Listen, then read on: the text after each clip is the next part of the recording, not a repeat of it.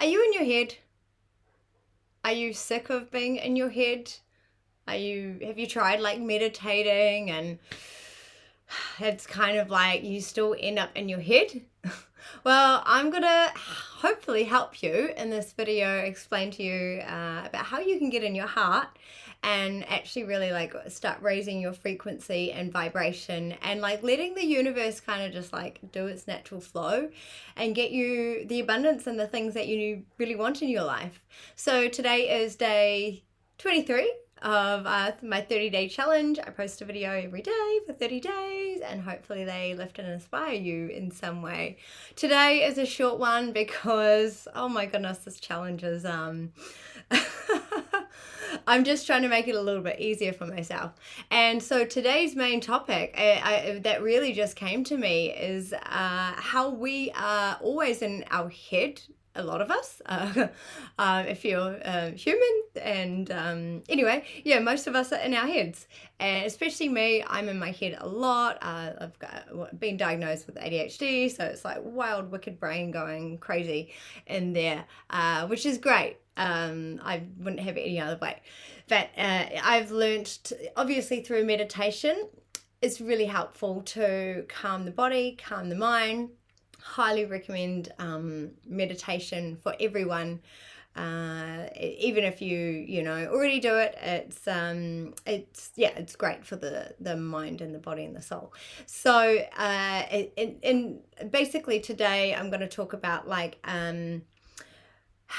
ways that I get in my heart, and that might sound a bit weird for some of you, because even me trying to explain it sometimes, I'm going to explain how I do it, and hopefully that is like relatable, or you can be like, oh yeah, I can picture that. So when I'm in my head, and look, we, go into overthinking mode, ruminating, thinking about things we should have done, things that we didn't do, and then we even think about other things that other people should be doing or shouldn't do, or we get involved into their lives and stuff, and it's not really helping us, them, or anyone really. So the best way to get out of our head, and that's why I think we tune into, mindless scrolling, because it kind of gets us out of our head so much, and we can let the phone take over. But the best way to do this, meditating is great.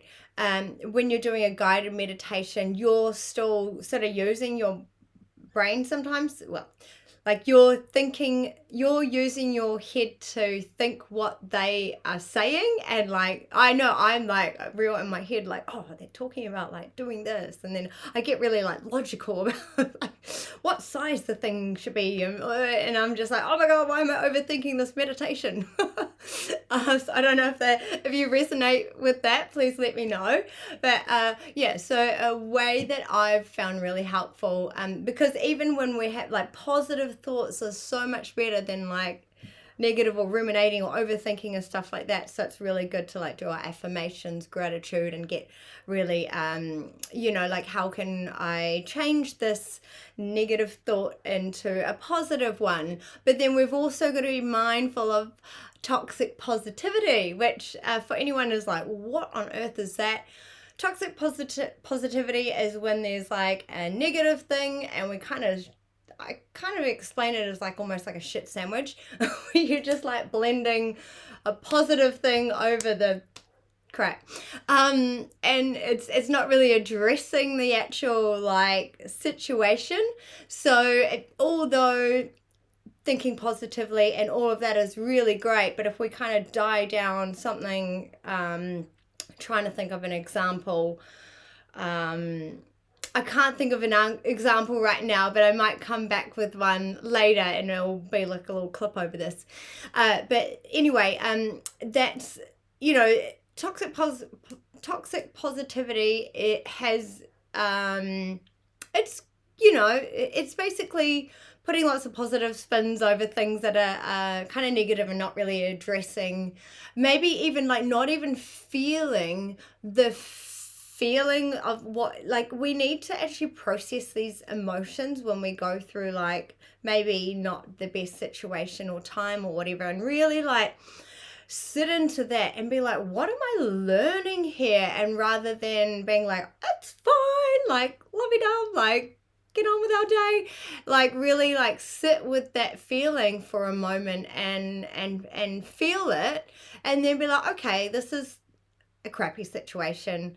What can I do? What am I learning? And what can I do to move forward in a more empowering way?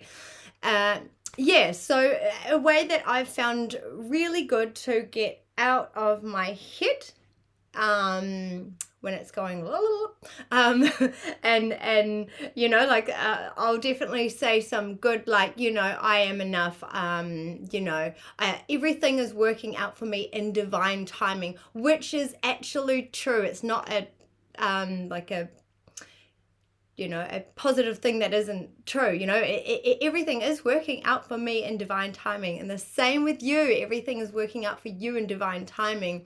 We are just learning all the lessons of life to grow stronger and more empowered, and to, like, you know, take on the world. Yes, so when I find that I'm getting into those cycles, and then you know, I can say, you know, everything's happening for me in divine timing, any other sort of affirmations, and to try, and then I want to really get back in my body and start grounding myself again, because I'm now taking on a little bit of everything, and maybe other people's thoughts that I'm picking up on, you know, that I'm like, these aren't even my thoughts and feelings. So I want to get back into my body, ground myself, just, you know, say some affirmations to myself. And then once I've done that, I actually imagine myself, so I'm like in my head, this is me like in my head. This is what it feels like being in my head for me anyway. I don't know if that's the same for you. And then I'm like, woo, thoughts. And then I'm like, okay, cool. Let's, like, you know, have the nice positive, you know, like have my affirmations, my gratitude, and get back, connect in my body, like, and I love to like pull back my power, my energy into my power and into my body, and, you know, put the white light of protection over me. And then I'm like, cool, now I'm grounded, safe, and connected, and I'm like, kind of like everything's softening. And then once it's like that sort of happened, then I imagine me sinking down from my brain, actually, like, and then I'm sitting in my heart.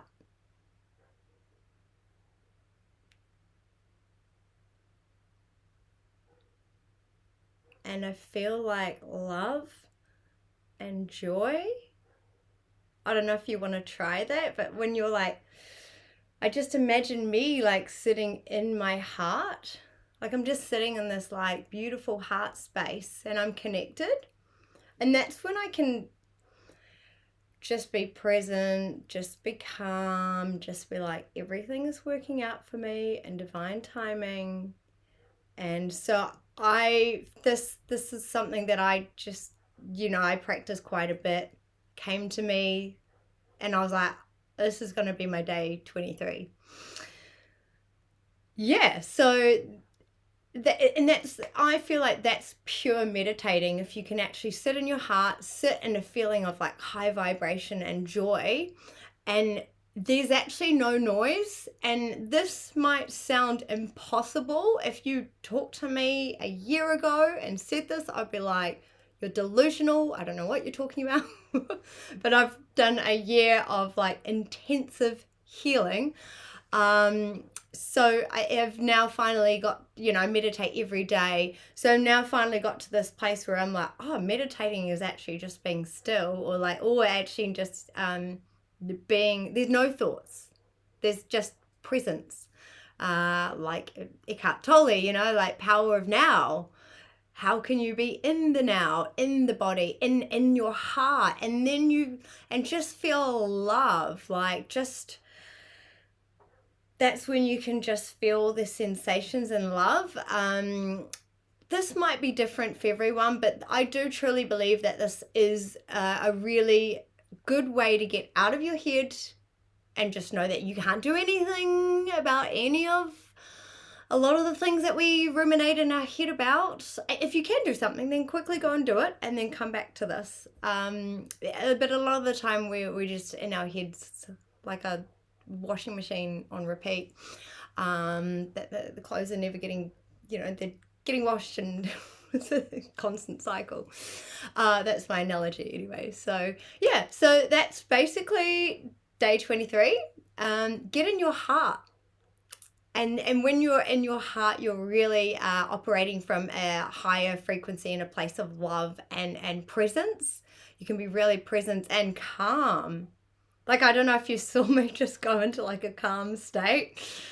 Like, I can't be like, ooh, when I'm like that, I go really calm. So that's, it's not always easy to, like, I couldn't do that. I know this is the next step, is learning to do that when you're around people, that's my next step I'm working on. It's a lot easier when I'm by myself. But yeah, so I'm going to wrap that up here. Thank you so much for watching. Like and subscribe if you haven't already. And yeah, let me know from you if this has helped you, and watch my other videos.